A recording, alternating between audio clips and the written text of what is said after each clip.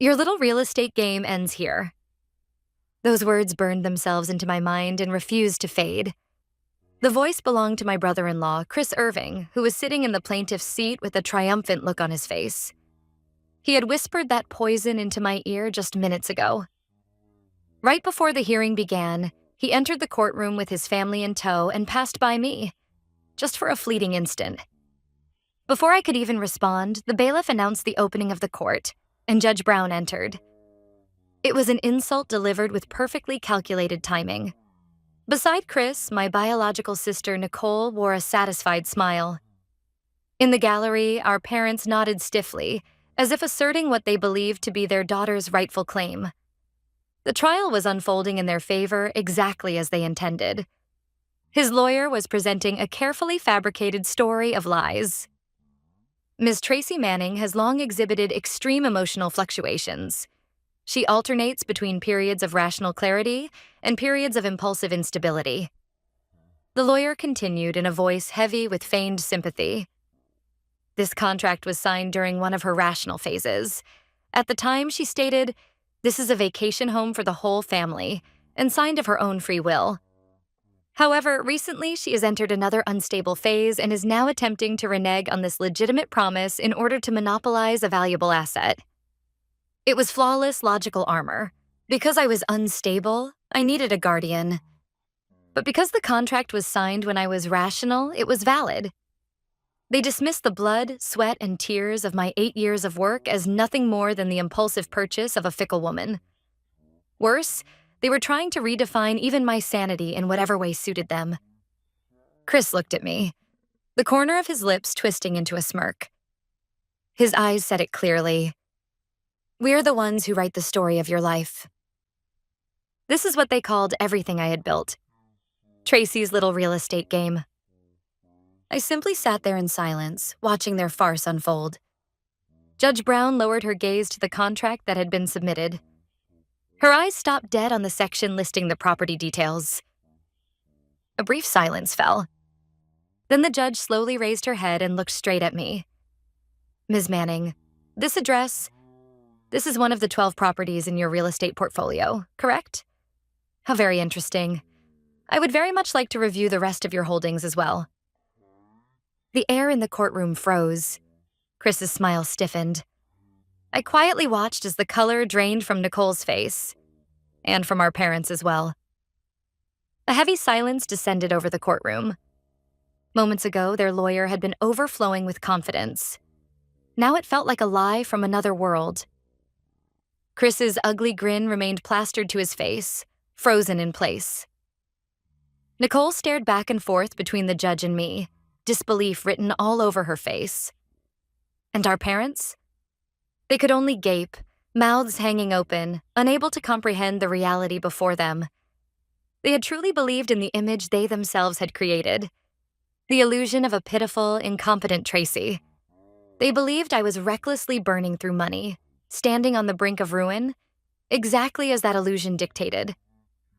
That was why it never even crossed their minds that the words, 12 property real estate portfolio, would come from a judge's mouth. A memory from 8 years ago stabbed into my mind like a knife. In my parents' living room, filled with expensive furniture, my father's voice rang out. "We've decided to stop paying your college tuition after this term. Nicole's wedding is expensive, and honestly, investing in you any further would be a waste." My mother followed without hesitation. "That's right, Tracy. You have no talent. You should find someone suitable as soon as possible and settle down." At that moment, I understood. In this household, I was the first to be discarded. My dreams and efforts held no value compared to my sister's wedding decorations or my parents' social image. At the bottom of that cold despair, I made a quiet vow. I would rely on no one. I would let no one decide my worth. Absolute financial power would be my armor and my sword. That was when my little real estate game began. But it was never a game. It was a lonely, brutal fight. Studying economics and law on my own, living in libraries, juggling multiple part-time jobs, forcing my way forward like carving a path through the wilderness. While they mocked me, I bought my first small apartment and saved for the down payment on the next. My battle continued quietly, unnoticed by anyone, but steadily, without fail. I pulled my consciousness back from those memories to the present courtroom. Beside me, my lawyer, Mr. Johnson, gave me a small, composed nod. It was time to strike back. Mr. Johnson rose slowly to his feet. Unlike my flustered family, his movements were calm, filled with unshakable confidence. From a massive briefcase, he produced a thick stack of meticulously organized files. That alone made the single forged contract they had submitted look utterly insignificant. Judge Brown, I would like to explain the asset portfolio of my client, Ms. Tracy Manning. Mr. Johnson's voice rang out clearly, reaching every corner of the courtroom. First, the initial property that was purchased 8 years ago, a studio apartment in the Old Town district. The down payment was saved entirely by Ms. Manning through working multiple jobs simultaneously. I glanced toward my father in the gallery. Confusion and panic were written all over his face. His words from 8 years ago echoed sharply in my ears, the day I first told him my plan. Real estate? Tracy, that's not work for a woman like you. It's a dirty man's world. You'll be taken advantage of and chewed up in no time. Drop it. My father had dismissed my resolve as nothing more than a foolish, rebellious phase. Johnson continued, his tone steady and matter-of-fact. The second property was acquired 14 months later, a small office building in the downtown commercial district. It was purchased using rental income from the first property, combined with further savings accumulated by Ms. Manning herself. The third property. With each property Johnson listed, the color drained from Chris and Nicole's faces. Inside their heads, they were surely calculating in desperation. Just how much wealth Tracy, the woman they had sneered at as a pathetic single woman, had quietly built, and when their entire plan was beginning to collapse at its foundation. The judge leaned forward, listening intently. This was no longer a simple family dispute. The existence of a vast asset empire was about to be revealed publicly in the courtroom for the first time. And the fourth property? Johnson paused briefly and turned the page. I could almost feel that split second of silence tightening around their hearts. He continued on to the fifth, then the sixth property, reading through the list of assets I had acquired. Each one was, to me, a record of battles carved out with blood and sweat. When the address of the sixth apartment building was read aloud, I instinctively closed my eyes. That property.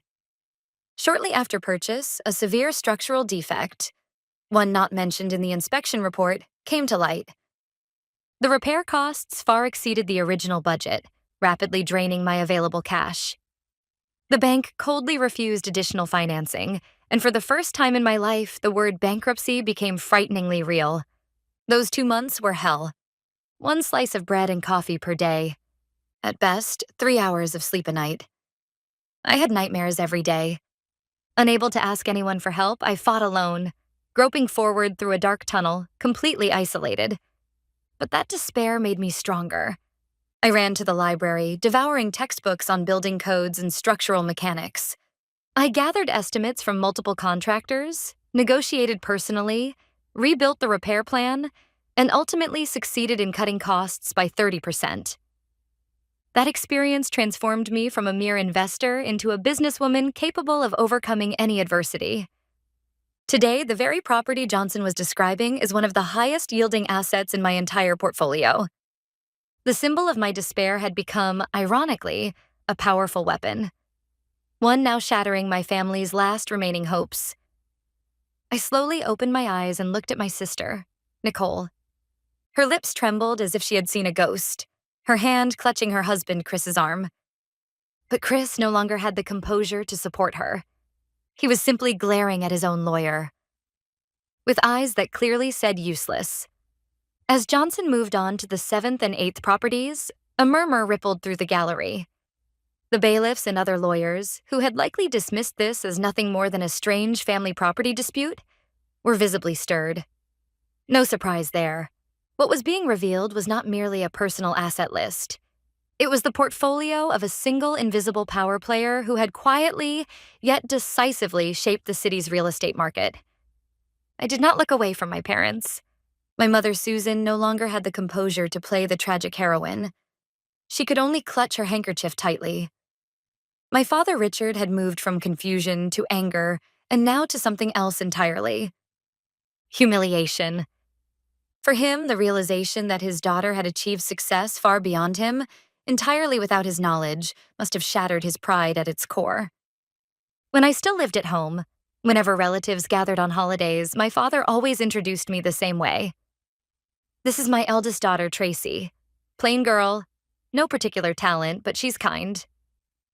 That was not affection.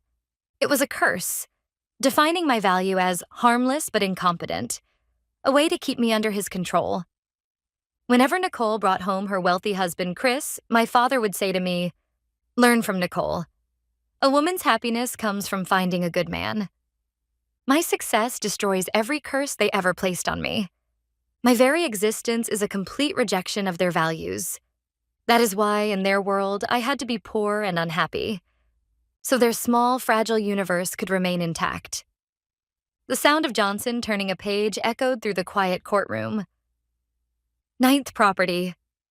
His voice sounded like the opening gong of my revenge against the past. And the 10th property. Downtown District, 15 Riverside Avenue. Commercial building, commonly known as the Phoenix Lofts.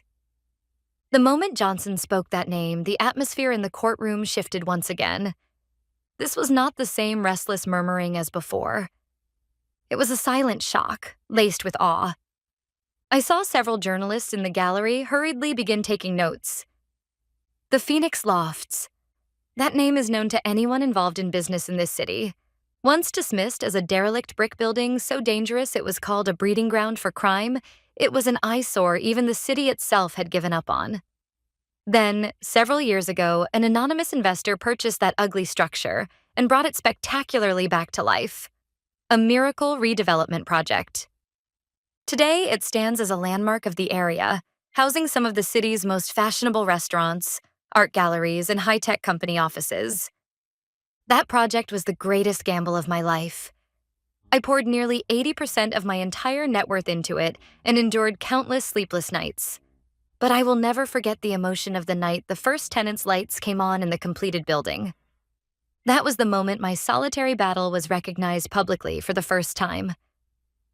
Newspapers and magazines praised, anonymously of course, the brilliance of the genius investor T. Manning. That success gave me unshakable confidence and wings to aim even higher. I looked at Chris. His face had gone beyond pale. It was ashen. The impossible-to-book French restaurant he bragged about using for dates sat on the top floor of the Phoenix Lofts. Nicole must have realized it too. Her favorite boutique was on the building's ground floor. The dazzling world they had enjoyed merely as consumers, the very pinnacle of it, was owned by Tracy, the woman they had looked down on and tried to destroy. That cruel truth was blasting straight through their minds.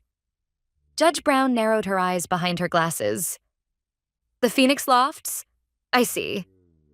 That single murmur made it clear. Every scattered dot had just connected. Judge Brown raised a hand to stop Johnson. She had clearly decided there was no need to read any further down the list. She turned a severe gaze toward Chris, Nicole, and their lawyer. Counsel, moments ago you claimed that Ms. Tracy Manning, your client's sister-in-law, lacks judgment and engages in reckless spending. However, the facts revealed here tell a very different story. Ms. Manning owns and operates the Phoenix Lofts, one of the most successful redevelopment projects in this city, and holds at least 9 additional income-producing properties. How do you intend to explain the fatal discrepancy between your claim and these facts? The judge's voice was calm, but it cut like steel. Chris's lawyer broke into a cold sweat, stammering uselessly as he tried to form an excuse, but no words would come together.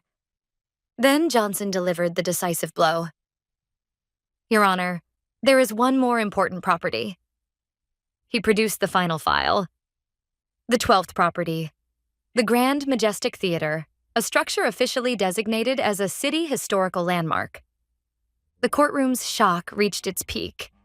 That beautiful theater, beloved by everyone in the city, closed on the brink of demolition, saved and reborn as a cultural sanctuary by an anonymous patron. Surely not. Ms. Manning personally funded the restoration of this theater, Johnson continued, and in recognition of her contribution, she has received an official commendation from the City Historical Preservation Society. He submitted a copy of the award certificate as evidence. Your Honor, I ask you this. Is it conceivable that someone prone to emotional instability and impulsive waste could carry out a project requiring such long-term vision, meticulous planning, and, above all, deep love for the community's cultural heritage? The answer was obvious to everyone. The fabricated image of a mentally unstable Tracy collapsed without a trace under the weight of undeniable evidence. I simply watched in silence. My 8 years of solitary struggle were speaking more eloquently than words ever could, proving my truth in this courtroom. Now then, Your Honor? Johnson's tone sharpened. There can no longer be any doubt that Ms. Tracy Manning is an exceptionally capable individual who has also made significant contributions to society. That raises a critical question. Why would the plaintiffs, her own family, bring such blatantly false claims? He paused, then addressed the entire courtroom. Their goal was to strip Ms. Manning of control over her assets. But if she owns 12 properties, why were they so obsessively fixated on just one? This mountain vacation home. For the first time, the memory of that detestable phone call, the origin of this entire ordeal, returned as a blade of counterattack. Johnson held a single document high. This is an article from a luxury lifestyle magazine's website. 6 weeks ago, this very vacation home was featured as one of the most noteworthy hidden luxury retreats of the moment. The owner's name was withheld, and the very next day after the article was published, Ms. Nicole Irving, the defendant's sister, placed a phone call to Ms. Manning. Nicole's syrupy voice echoed in my mind. Hey, Tracy, I heard you bought an amazing vacation house. Isn't that wonderful? But you're single and don't even have kids. What's the point of keeping it all to yourself? That's something a family like ours with children should be using? That was not a suggestion. It was the first declaration of ownership. During that call, Ms. Irving unilaterally asserted that the vacation home belonged to her family. His words gave voice to my own thoughts. Ms. Manning, of course, refused. And just 3 weeks later, this absurd lawsuit was filed, armed with a forged contract and malicious lies. Every piece fell into place. This was never about concern over asset management capacity. They saw the luxurious vacation home in a magazine, realized it belonged to the sister they had always looked down on, and driven by jealousy and greed, they tried to take it by force. That was all. That simple, ugly motive was laid bare under the bright lights of the courtroom. At last, Chris finally screamed as if he could no longer bear it. Lie. It's all a lie. There's a contract. Tracy, signed it. His disgraceful scream echoed through the once quiet courtroom. But no one believed him anymore. Judge Brown silenced him with an icy glare. Mr. Irving, regarding the contract you submitted?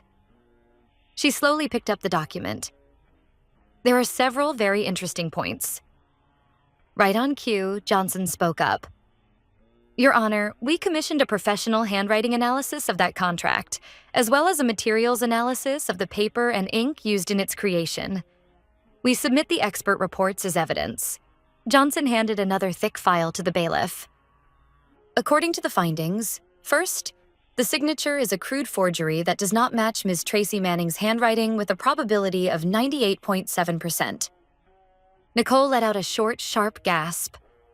Chris glared at her, his face twisted with rage. It was obvious who had forged the signature. Johnson continued mercilessly. More importantly, the paper and ink. Analysis shows that the ink used in this contract is a newly released product that went on the market just 3 months ago. The date written on the contract, however, is 1 year ago. Now then, how should we interpret that? Do the plaintiffs happen to own a time machine? A ripple of suppressed laughter spread through the gallery. This was no longer even a farce. It was simply the pathetic unraveling of a foolish criminal scheme. Forgery had now been proven, scientifically and decisively. The lawyer representing Chris and Nicole covered his face in despair. He had likely been deceived by his own clients. In that moment, his professional career took a devastating blow. I watched silently as everything collapsed around them. This was the inevitable consequence for those who try to steal what belongs to others by force. Chris and Nicole were deathly pale, unable to utter a single word. In the gallery, our parents trembled as they were forced to confront the reality that their son-in-law and daughter were criminals who had committed blatant fraud in a court of law. The social standing and pride they had tried so desperately to protect shattered into pieces in that very moment. Judge Brown slowly reviewed the forensic reports, then placed the documents on her desk and turned toward me. Her expression softened, still firm, but now layered with something human, something complex. Ms. Manning, first I wish to apologize for forcing you to waste your valuable time on such a baseless claim. It was an extraordinary statement, a judge apologizing to one party in a case. And, she continued, if you are willing, I would like to hear directly from you.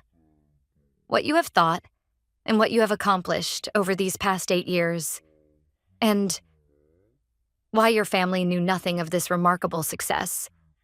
All the evidence was in. The legal victory was already assured. This was the final stage the judge had given me, not as a mere victim, but as the protagonist of this story, allowed to speak the truth in my own words. I rose slowly to my feet. Beside me, Mr. Johnson gave a firm, encouraging nod. I took a deep breath. Then, one by one, I looked at the faces of the family who had betrayed me, belittled me, and tried to take everything from me. It was time to bring this farce to an end, with my own words. I first acknowledged Judge Brown politely. Thank you for your consideration, Your Honor. Then I turned toward the witness stand and began speaking, to my family and to everyone in the courtroom. My voice did not shake. 8 years of solitary struggle had given me unshakable strength. The reason I never told my family anything is simple, because they did not want me to succeed. I saw my father and mother flinch. 8 years ago, I told my father I wanted to start investing in real estate. He said, "You have no talent. You'll be taken advantage of and fail." My mother said, "A woman's happiness comes from finding a good man." Instead of believing in my potential, they forced the role of incompetent daughter onto me, because that was more convenient for them. When I bought my first small apartment, my sister Nicole laughed and said, "Who would ever rent a place that old and dirty?" Her husband, Chris Irving, called me a pathetic single woman and looked down on me while I worked myself to the bone. I paused and looked at them, one by one. Not a single person could meet my gaze. They wanted me to fail. Somewhere deep down, they expected me to be poor, miserable, and eventually come crawling back to them. Because my success would prove that everything they believed, the values they forced onto me, was wrong. They couldn't accept that reality. So when they learned of my success, their response wasn't celebration.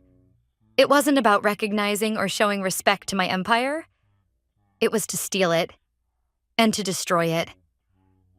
My words were quiet, yet carried the full weight of truth as they resonated throughout the courtroom. The forged contract they submitted, I continued. That document was not merely a tool of fraud. It was the embodiment of their desire. The ugly wish that I would be exactly as they said. Foolish, reckless, and incapable of accomplishing anything without their help. I turned to the judge. Judge Brown, regarding their claims about my so-called mental instability, I have something to say. Yes, I may have been unstable at times. For 8 years, I walked this path alone, misunderstood by everyone, enduring ridicule from my own family while building an empire from nothing. There were countless nights when I felt my heart might break. But I strengthened my voice. Not a single one of my decisions was made on impulse or whim. Each of the 12 properties was acquired through meticulous calculation careful strategy, and above all, an unshakable determination to carve out my life with my own hands. Redeveloping the Phoenix Lofts and restoring the Grand Majestic Theater were not acts of chance. They were investments, in this city and in myself. Finally, I looked straight at my sister, Nicole. She was crying, but whether those tears came from regret or frustration over her failed scheme no longer mattered to me. What they wanted was a single $1.5 million vacation home. What I was protecting was my life over the past 8 years. These 12 properties? No, the empire I built myself. When I finished, the courtroom was utterly still. Only the echo of my words lingered in the air. After a long, heavy silence, Judge Brown finally spoke. Her voice no longer sounded merely judicial. It carried the solemn resonance of human dignity itself. Ms. Tracy Manning, thank you for your courageous testimony. She then directed her gaze to the plaintiff's bench. No, now the defendants, Chris and Nicole. Her eyes held no sympathy, only the stern light of justice. Ms. Nicole Irving, Mr. Chris Irving, your actions go far beyond a simple family dispute. You knowingly used forged documents and filed malicious false claims to deceive this court, attempting to unlawfully seize another person's property and destroy her reputation. This is an egregious act of fraud. She pronounced each word deliberately, as if carving them into stone. Accordingly, this petition is dismissed in its entirety. Furthermore, I declare that the allegations of perjury and fraud in this case will be formally referred to the prosecutorial authorities. A sharp clatter rang out. At the spot where Chris had been standing, his lawyer's briefcase fell to the floor. Chris himself barely managed to keep from collapsing. Nicole let out a broken sob. Then Judge Brown's piercing gaze swept to my parents in the gallery. Mr. Richard Manning, Ms. Susan Manning, you did not take the stand, yet throughout this charade you nodded in approval, and even applauded, thereby clearly endorsing the plaintiff's fraudulent actions. Such behavior is an insult to this court and amounts to admitting complicity in this malicious scheme. Your responsibility will also be pursued by Ms. Manning's counsel in civil court. My parents froze as if struck by lightning. The excuse that they had just been sitting there no longer held. Their ruin had been sealed. Following my testimony, Judge Brown's rulings marked the beginning of the end for them all. First, Chris, the ringleader. He was sentenced to prison for perjury and fraud and was immediately taken into custody. The man who had laughed arrogantly in court was dragged away by the bailiff, unable even to resist. His pitiful retreat was a spectacle in itself. His career, pride, and affluent lifestyle all ended in that courtroom. My sister Nicole received a guilty verdict with a suspended sentence. Though spared from prison, the punishment was equivalent to a death sentence in her world. Her social circle, which she valued more than life itself, effectively exiled her. Friends turned their backs, party invitations stopped coming. Her husband was in prison, her proud mansion confiscated, and the role she had desperately played, wealthy, happy wife, was forcibly stripped from her in the most humiliating way. As for my parents, they lost their civil suit brought by Mr. Johnson, forced to pay substantial damages for complicity in perjury. But that was not all. Every past slight, every derogatory remark they had hurled at me was made public, and local media branded them as toxic parents who envied their daughter's success and sought to destroy her. The social standing they clung to so desperately crumbled, their long-standing high-end furniture business saw customers disappear, and they quietly descended into ruin. Haunted by regret and internal strife, they would spend their remaining days hurling blame at each other, a prison of their own making. I obtained permanent restraining orders against all of them, and my 12 properties were placed under ironclad trust management. From now on, they have no legal way to interfere in my life. They merely reaped the consequences of the greed and envy they sowed themselves. There is no place for them in my world anymore. My future begins now, from the 12 fortresses I have fought to protect.